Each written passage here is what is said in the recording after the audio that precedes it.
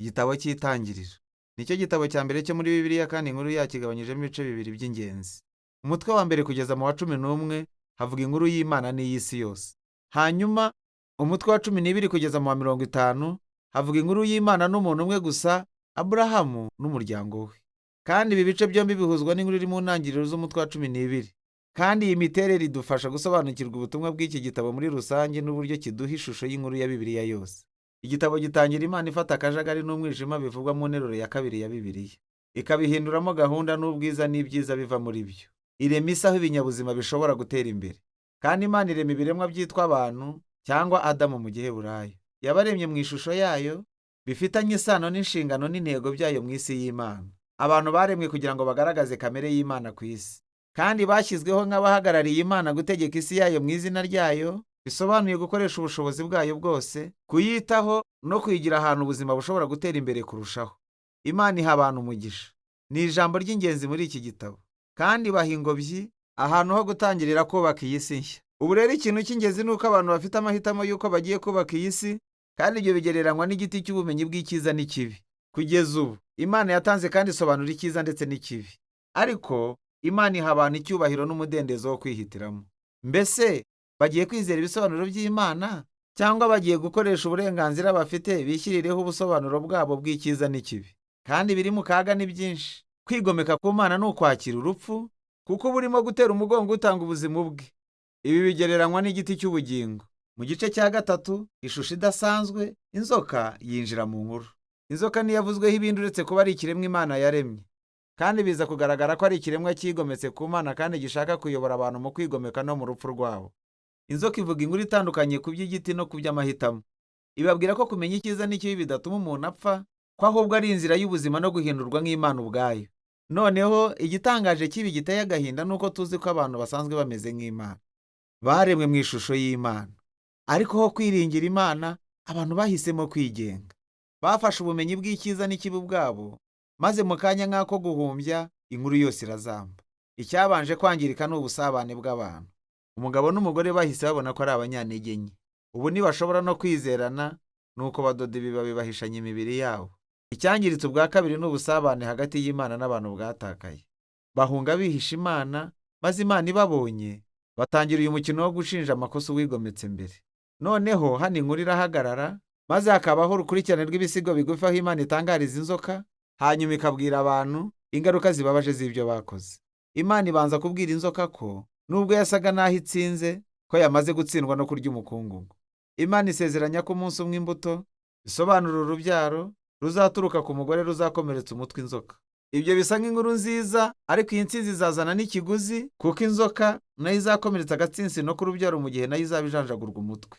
Ni isezerano ritangaje cyane ry'umutsinzi wakomeretse. Ariko ukurikije uko iyi nkuru yagiye ikurikirana kugeza ubu, urabona ko ari igikorwa cy'ubuntu bw'Imana. Abantu barigometse gusa, maze Imana ikora iki? Yabasezeranije kuzabatabara. Ariko ibi ntibisiba ingaruka z'amahitamo y'abantu. Imana ibabwira imibereho yabo yose, haba mu rugo no hanze ku gasozi, igiye kuzura agahinda n'umubabaro kubera kwigomeka, byose bikazabaviramo urupfu. Kuva hano ibintu byatangiye kuba bibi kurushaho. Igice cya 3 kugeza ku cya 11 bikurikirana uko ingaruka zo kwigomeka zagiye ziyongera n'uko ubusabane bw'abantu bukomeje kuzamba. Hari inkuru y'abavandimwe babiri, Kayini na Abeli.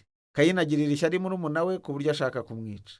Kandi Imana imuburira kutemerera icyo kigeragezo, gusa birangira bikoze. Amwicira ku gasozi. Hanyuma Kayini yubaka umujyi wiganjemo urugomo no gukandamizwa. Kandi ibi byose bigaragarira mu nkuru ya Lameki. Niwe mugabo wa mbere muri Bibiliya washatse abagore barenze umwe, ariko barundanya nk'imitungo. Hanyuma akomereza haririmba indirimbo ngufi ivuga uburyo ari umunyarugomo kandi yihorera kurusha Kayini. Nyuma y'ibi tubona inkuru y'abana b'Imana, bishobora kuba bisobanuye ibiremwa by'abamarayika babi cyangwa ku bami ba kera bavugaga ko bakomotse ku Mana.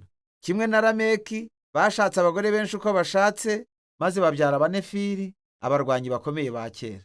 Uko igitekerezo cyaba kiri kose, icyo dushaka kuvuga nuko abantu bari kubaka ubwami buzuza isi y'Imana urugomo no kononekara. Nk'ingaruka, tubwirwa ko Imana ikomereka umutima kubera umubabaro. Abantu barimo kwangiza isi yayo nziza kandi barimo barangizanya. Nuko kubera ishyaka ryo kurinda ubwiza bw'isi yayo, ihanagurisha ibibi umwuzure. Ariko irinda umuntu umwe utariho umugayo, Nowa n'umuryango we, maze imugira Adamu mushya. Isubiramo umugisha wayo maze imutegeka kujya mu isi. Bityo rero ibyiringiro byacu ni byinshi. ariko kandi Nowa nawe ananirirwa mu busitani, aragenda agahinga uruzabibu maze agasinda agatakaza ubwenge. Hanyuma umwe mu bahungu be, Hamu, akorera se ikintu giteye isoni mu ihema. None rero hano dufite Adamu mushya wambaye ubusa kandi ufite isoni nk'uwa mbere. Ubwo birongera bisubira urudubi. Byose byatumye havuka umujyi w'i Babuloni. Abantu bo muri Mesopotamiya ya kera bahuriye ku ikoranabuhanga rishya bari bafite amatafari. Ubu noneho bashobora kubaka imijyi n'iminara minini kandi byihuse kurusha ikindi gihe cyose. Kandi barashaka kubaka ubwoko bushya bw'umunara uzagera ku Mana ndetse no kwihesha izina. Ni ishusho y'ubwigomeke n'ubwibone by'abantu. Ni ubwigomeke bwo mu ngobyi, ubu butijwe umurindi. Nuko Imana icisha bugufi ubwibone bwabo maze irabatatanya. Iri rero ni itsinda ry'inkuru zitandukanye, ariko ushobora kubona ko zose zisobanura ingingo imwe y'ibanze. Imana ikomeza guha abantu amahirwe yo gukora ibyiza ku isi yayo, ariko abantu bakomeza kuyangiza. Izi nkuru zivuga yuko tuba mu isi nziza, ariko twe twayihinduye mbi. Bitewe n'uko twebwe twahisemo kwishyiriraho ubusobanuro bwacu bw'icyiza n'ikibi, bityo twese tugira uruhare muri iyi si y'imibanire yangiritse, iganisha ku makimbirane n'urugomo, kandi amaherezo ikazazana urupfu. Ariko hariho ibyiringiro. Imana yasezeranije ko umunsi umwe hazakomokamo umutsinzi wakomeretse uzatsinda ikibi n'inkomoko yacyo. Bityo rero, nubwo abantu bakora ibibi, Imana yiyemeje guha umugisha no gukiza isi yayo. Ikibazo cy'ingenzi birumvikana ni Imana izakora iki? Inkuru ikurikira yunga muri iyi itanga igisubizo. Ariko kuri ubu, ibyo ni byo igitabo cy'Itangiriro igice cya mbere kugeza ku cya 11 bivugaho.